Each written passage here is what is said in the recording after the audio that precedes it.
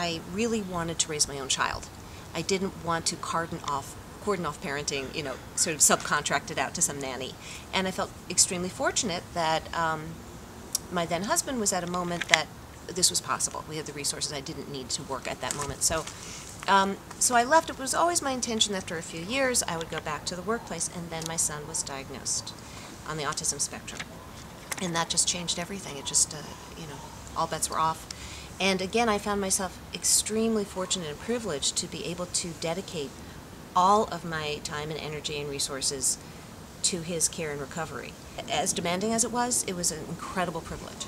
And I was always well aware of the people who couldn't possibly afford the time, the treatments. Autism is a spectrum. It's like steps up a ladder, you know. And up here is the severely impacted people, some of whom can't organize their bodies in space to make language. And then down here are people who are like Albert Einstein.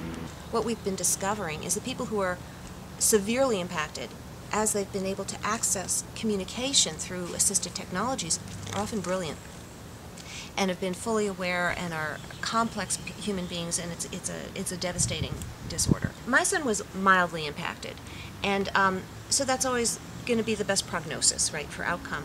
And the thing is that the brain is most plastic years 0 to 3. Here was my son diagnosed at age 3.